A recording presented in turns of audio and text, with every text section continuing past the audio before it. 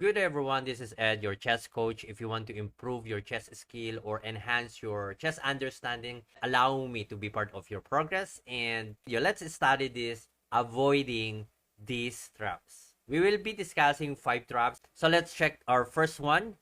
E4, E5, Knight F3, Knight C6, Bishop C4, Bishop C5. This is called a Guico piano opening. So normal line for this opening, Bishop B4 check, and here, Knight C3. White could have what?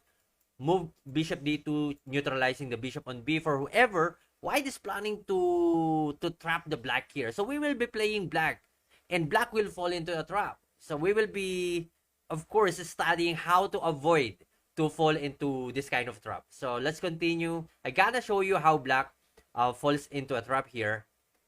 And then there you go. Just continue and then checkmate. So let's go back a little bit. Okay. White is offering the e4 pawn for a quick development and quick attack. So after knight takes e4, no plan to get it back because of the quick castling, and the rook will cover the e file immediately. Another sacrifice pawn by white here, pawn here, and bishop a3. Earlier, bishop takes rook leads to a quick checkmate. So don't be greedy. You actually captured what? The e4 and the c3 pawn. So don't capture one. Don't capture the rook. Just do something to improve your position. Why? Because let's say king is already castling. The knight f3, the bishop c4, the bishop a3.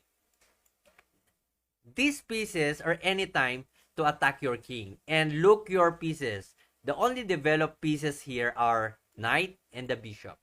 Nothing else. So white is overwhelmingly advantage in terms of material development. So to avoid the delayed too much, just move bishop takes rook, no d5. Don't be greedy. So don't fall into any kind of trap because of the greediness. Just attack the bishop on c4, disconnecting to your f7 pawn. Bishop b5, let's say, avoiding, of course, you have to move away if you are under attack. And then you can just what? Bishop e6 or bishop takes rook. Rook e1, bishop e6. So black is not really totally fine here because of the delayed development, but at least you avoid the trap and you avoid the checkmate. So let's go here, checking the second trap.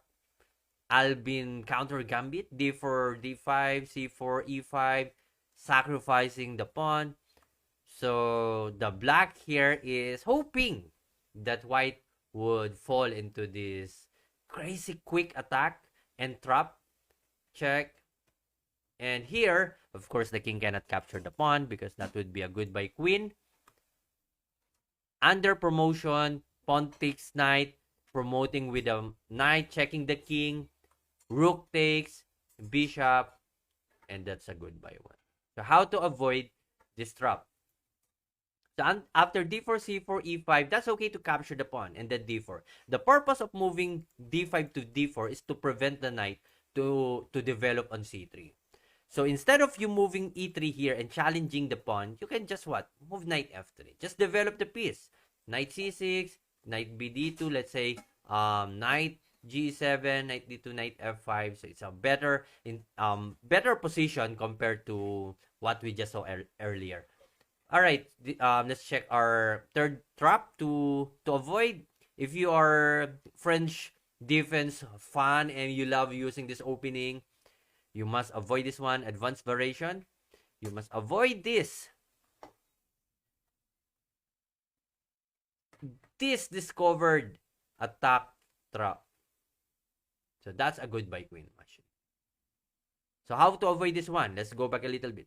So the bishop d3 move here is not really if giving this pawn on d4. No way. White will not give this d4 pawn for nothing.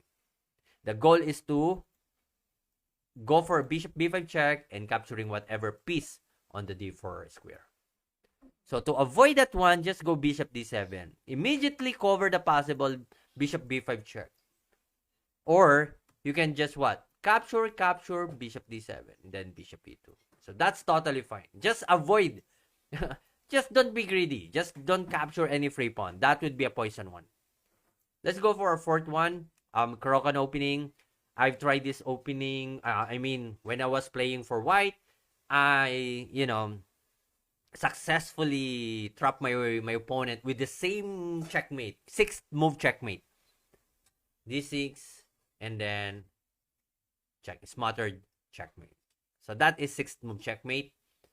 Okay, so knight f3 move after c6. This is my favorite opening. Instead of me moving d4, I always move knight c3. So d5, then knight f3. I'm waiting for black to capture, and then queen e2. So hoping that black would go here. So there were players that sometimes online they immediately move here, like pre-move, and then just checkmate. So to avoid that one, just capture. Knight takes e4, queen takes. You could move queen d5 or knight d7, then knight f6. Give a little bit space for your king. All right, last one is king's gambit, and so e4, e5, then f4, capture here. Most common mistake is moving d2 to d4. Why this move is wrong? It covers the center. At the same time, bishop c1 attacking the f4 pawn. Because of this queen h4 check, you either move off your king on e2 or d2, and then, or you just cover. Let's go for the cover, and then goodbye rook with a new queen for black. So how to avoid falling into this trap? Since you sacrifice your pawn on f4, you will get that back soon.